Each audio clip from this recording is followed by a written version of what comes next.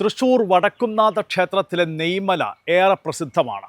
ഭഗവാന്റെ പ്രതിഷ്ഠയ്ക്ക് പിന്നിൽ കാണുന്ന 10 അടിയോളം ഉയരമുള്ള നെയ്മലയെ വിശ്വാസികൾ ഭക്ത്യാദരപൂർവ്വം വണങ്ങുന്നു. നൂറ്റാണ്ടുകളായി ദിവസവും ഭഗവാന് അഭിഷേകം ചെയ്യുന്ന നെയ്യ് മലയായി രൂപപ്പെട്ടതാണ് നെയ്മല. നമുക്കറിയാം, ഒരു തുള്ളി നെയ്യ് തറയിൽ വീണാൽ ഉറുമ്പുകൾ അവിടേക്ക് കൂട്ടം കൂട്ടമായി എത്തും.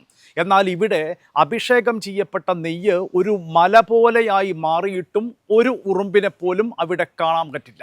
അപാരമായ വലിപ്പം താങ്ങാനാകാതെ ചില വർഷങ്ങളിൽ നെയ്മല ഇടിയും. അത്യപൂർവമായി അപ്രകാരം സംഭവിച്ചിട്ടുണ്ട്.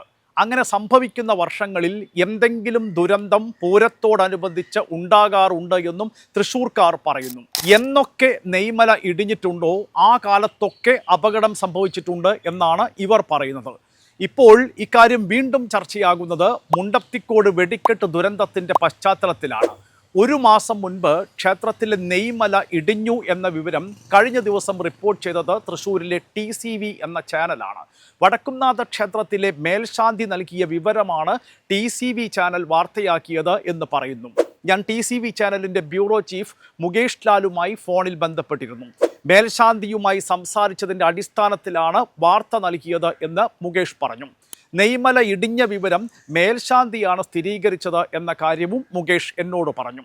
എന്നാൽ ക്ഷേത്രത്തിലെ മറ്റു ഭാരവാഹികൾ ഈ വിവരം അറിഞ്ഞിട്ടില്ല. മേൽശാന്തിയെ പക്ഷേ എനിക്ക് ഫോണിൽ കിട്ടിയില്ല. എന്തായാലും മുണ്ടത്തിക്കോട് വെടിക്കെട്ട് ദുരന്തത്തിൻ്റെ പശ്ചാത്തലത്തിൽ ഇക്കാര്യം സജീവമായി ചർച്ചയാകുന്നു. TCV ചാനലിൻ്റെ ഓഫീസിലേക്ക് വിളിച്ച് പലരും ഇതേക്കുറിച്ച് ചോദിക്കുന്നു. നെയ്മല ഇടിഞ്ഞാൽ ദുരന്തം സംഭവിക്കും എന്നാണ് പരക്കെയുള്ള വിശ്വാസം. അതിനെ എതിർക്കുന്നവരും അനുകൂലിക്കുന്നവരും ഉണ്ടാകാം. അതെന്തുമാകട്ടെ, വിശ്വാസവും യുക്തിയും പരസ്പരം ചേർന്ന് പോകുന്ന ഒന്നല്ല. മുണ്ടത്തിക്കോട് ദുരന്തത്തിൻ്റെ ഷോക്കിലാണ് നാം എല്ലാവരും. ഇനിയും ദുരന്തങ്ങൾ ആവർത്തിക്കാതിരിക്കട്ടെ എന്ന് മാത്രം പ്രാർത്ഥിക്കാം.